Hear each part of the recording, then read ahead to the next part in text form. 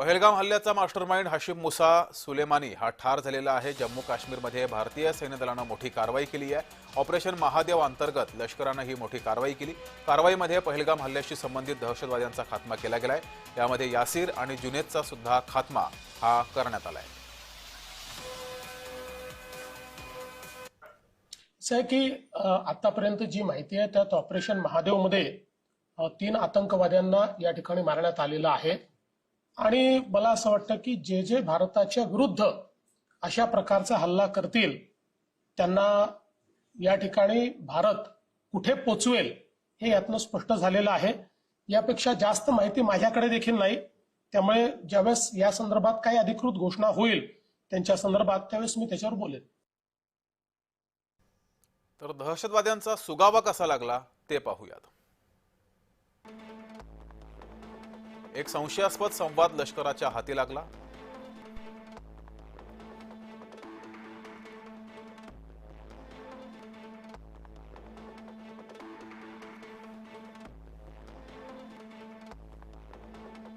दाचिगाममध्ये एक communication device वापरलं जात होतं।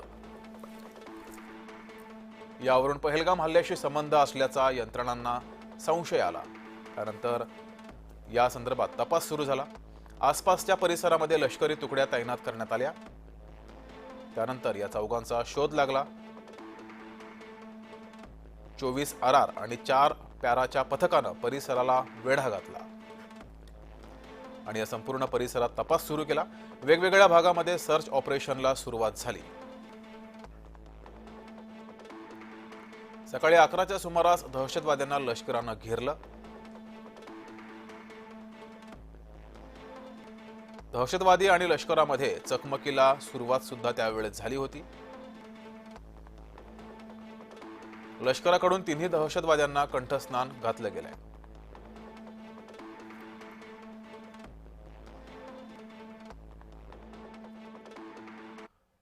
तर लष्कराचं ऑपरेशन महादेव आणि या ऑपरेशन दरम्यान लष्कराच्या विशेष मोहिमेत 3 दहशतवाद्यांचा खात्मा केला गेलाय। TRFचे तिन्ही दहशतवादी पहलगाम हल्ल्याशी संबंधित होते। सुलेमान साहा उर्फ हाशिम मुसाला कंठस्नान घातलं गेलंय। तर लष्कराचं ऑपरेशन महादेव हे काय आहे ते पाहूया। लष्कराच्या विशेष मोहिमेत 3 दहशतवाद्यांचा खात्मा केला गेलाय। ऑपरेशन महादेव राबवलं गेलं। TRFचे तिन्ही दहशतवादी पहलगाम हल्ल्याशी संबंधित असल्याचं माहिती ही मिळाली होती। सुलेमान साहा उर्फ हाशिम मुसाला कंठस्नान घातलं गेलं।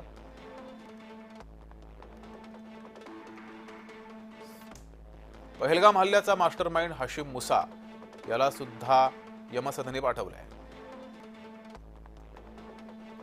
हाशिम मुसानं पॅरा कमांडोचं प्रशिक्षण घेतलं होतं। श्रीनगरच्या लिडवास भागात लष्कराकडून त्याचा खात्मा करण्यात आलाय।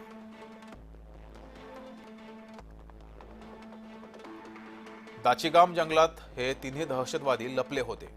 त्यांचा शोध घेतला, तपास केला आणि त्यांना यमसदनी पाठवलंय। लष्कराचा टॉप कमांडर अबू मुसाचा सुद्धा या ऑपरेशन महादेव अंतर्गत खात्मा करण्यात आलाय। चिनार कॉर्प्सच्या कारवाईचं लष्कर प्रमुखांकडून कौतुक करण्यात आलंय। भारतीय लष्करानं ही कारवाई केलेली आहे। ऑपरेशन महादेव अंतर्गत या दहशतवाद्यांना कंठस्नान घातलंय।